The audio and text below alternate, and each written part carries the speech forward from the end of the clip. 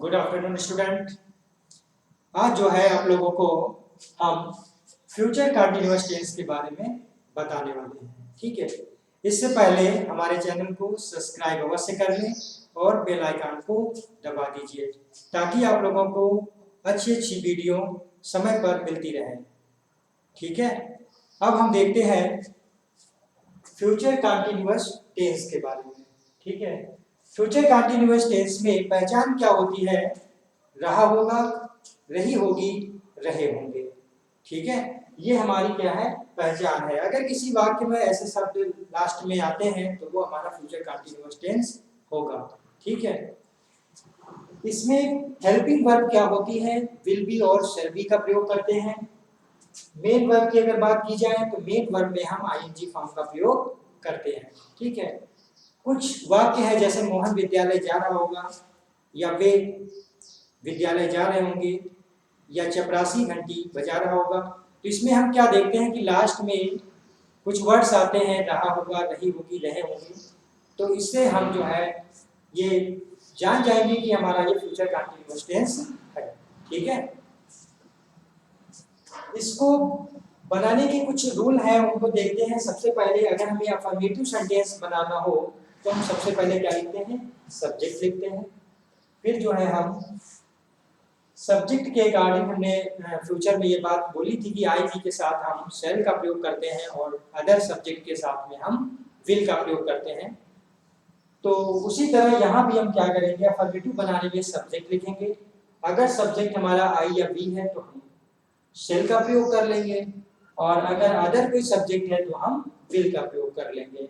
यानी सब्जेक्ट के बाद हमारी हेल्पिंग वर्ब लिखी जाएगी विल या शैल। उसके बाद इसमें बी का भी प्रयोग करेंगे तो विल बी या शैल बी, इस तरह से लिखना है। हेल्पिंग वर्ब हमारी क्या हो जाएगी? विल बी और शैल बी। अगर आई बी है तो शैल बी लगाएंगे, और अगर कोई सब्जेक्ट है तो विल बी लगाएंगे। ठीक है, इसके बाद जो हमारी मेन वर्ब है, मेन वर्ब क्या होती है? जैसे प्ले हो गया, गो हो गया, है ना, और रीड हो गया, लर्न हो गया। इनमें सब में क्या करेंगे? हम आईएनजी फॉर्म का प्रयोग करेंगे। ठीक है, आईएनजी फॉर्म का प्रयोग करेंगे तो गो का गोइंग हो जाएगा और कम का कमिंग हो जाएगा। इस तरह से जो है आईएनजी फॉर्म जोड़ते हुए हम वर्ब को चेंज कर लेंगे। ठीक है, इसके बाद हमारा लास्ट में आता है ऑब्जेक्ट। ऑब्जेक्ट लिख देते हैं, जो किसी भी सेंटेंस में जो शेष भाग बचा हुआ था, शेष पार्ट होता है, वही जो है लास्ट में क्या बन जाता है? ऑब्जेक्ट हो जाता है। ठीक है, सब्जेक्ट लिख लिया, हेल्पिंग वर्ब हो गया, बी लिख लिया, मेन वर्ब हो गई, आईएनजी फॉर्म भी लग गई। ठीक है, तो लास्ट में हमारा क्या बचता है? ऑब्जेक्ट। उसको लिख देंगे, हमारा सेंटेंस कंप्लीट हो जाएगा। ठीक है, एक एग्जांपल देखते हैं अफर्मेटिव में बनाने के लिए। जैसे लिखा हुआ है, वे गंगा में स्नान कर रहे होंगे। ठीक है, देखिए लास्ट में क्या आया है? रहे होंगे। ठीक है, इससे हमें ये क्लियर हो गया कि हमारा ये कौन सा टेंस है? फ्यूचर कंटीन्यूअस टेंस है। ठीक है, फ्यूचर कंटीन्यूअस टेंस है, और इसको बनाने के लिए मैंने अफर्मेटिव में कुछ रूल्स बताए हैं। सबसे पहले क्या लिखते हैं? सब्जेक्ट लिखते हैं। सब्जेक्ट हमारा क्या है? वे है। वे के लिए क्या लिखेंगे? दे लिखेंगे। ये हो गया हमारा सब्जेक्ट। ठीक है, ध्यान देना है यहाँ पे कि हमारा सब्जेक्ट कैसा है ना। अगर आई भी हुआ तो हम शैल बी का प्रयोग करेंगे, और अगर कोई सब्जेक्ट है तो किसका प्रयोग करेंगे? विल बी का प्रयोग करेंगे। तो यहाँ दे के साथ में हम किसका प्रयोग करेंगे? विल बी का। They will be.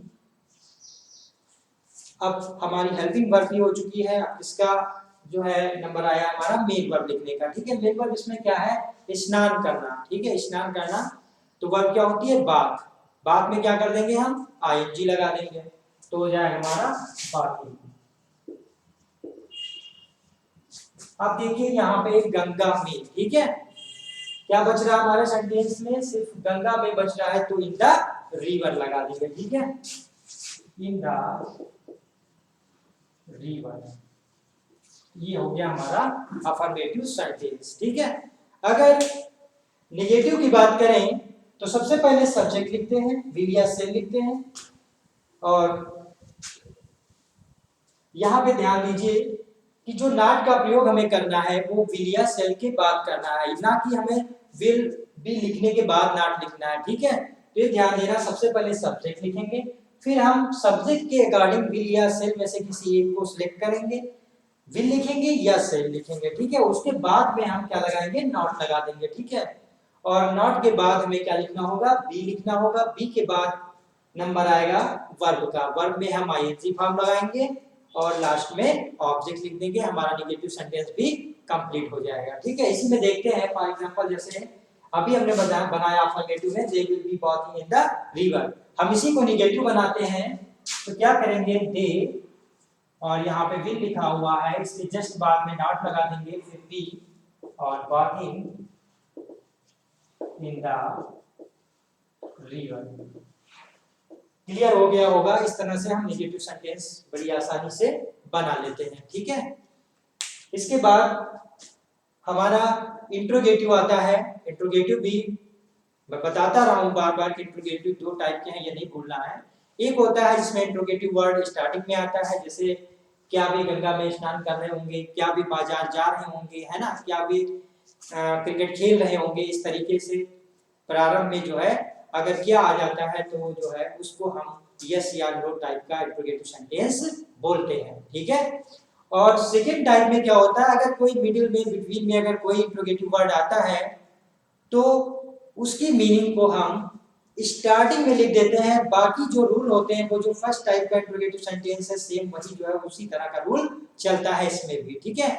दोनों में डिफरेंस छोटा सा है, सिर्फ हमें वहां पे मीनिंग नहीं लिखनी होती है, हमें हेल्पिंग वर्ब से सेंटेंस को स्टार्ट करना होता है। यहाँ पे मीनिंग लिखनी होती है। जो मिडिल में तुम्हारा जो इंट्रोगेटिव वर्ड आया है, व्हाट हो या वेयर हो या व्हाई हो, उसकी मीनिंग को हमें स्टार्टिंग में लिखना होता है, ठीक है।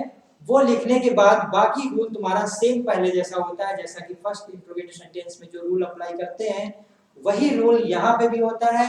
सिर्फ इतना होता है कि यहाँ पे मीनिंग लिख दी जाती है उसकी, अगर बीच में क्यों आया है तो व्हाई लिख देते हैं, कहाँ आया है तो वेयर लिख देते हैं, है ना। ऐसे ही जो भी इंट्रोगेटिव वर्ड आता जाता है उसकी हम मीनिंग शुरुआत में लिख देते हैं, ठीक है। और हमारा सेकंड टाइप का भी इंट्रोगेटिव सेंटेंस कंप्लीट हो जाता है, ठीक है।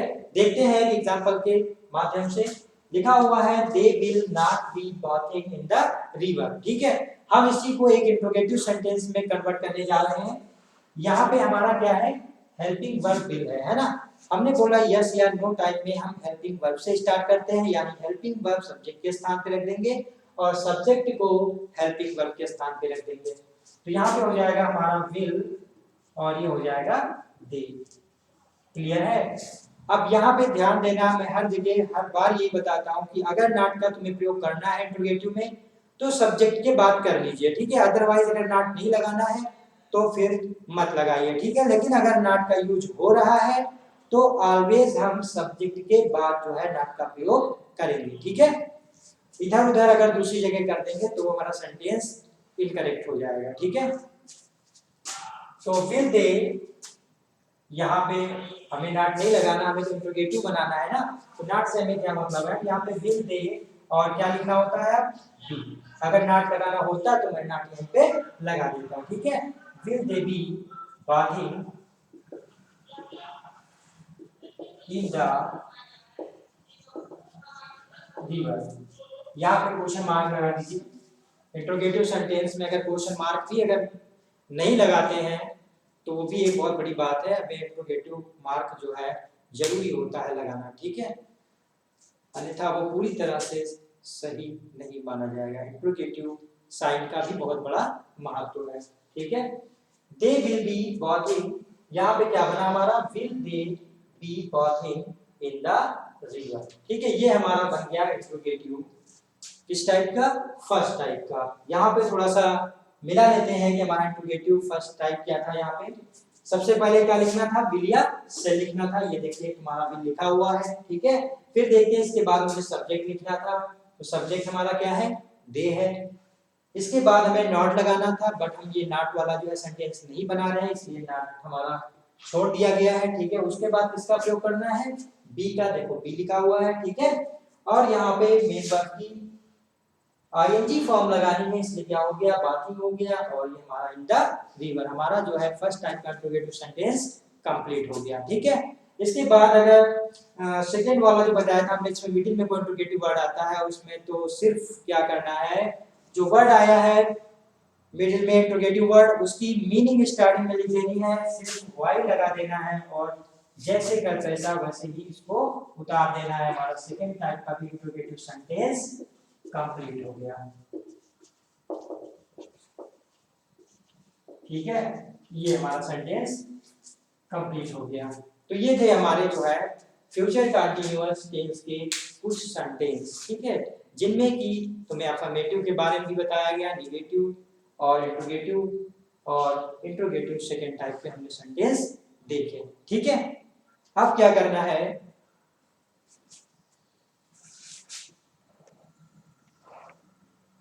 कुछ एग्जाम्पल जो है हम दे रहे हैं, जो स्वयं करना है और उसको हमसे चेक करवाना है। ठीक है, ये हमारा होमवर्क में है। सबसे पहला मैं एक पत्र लिख रहा हूँगा, तुम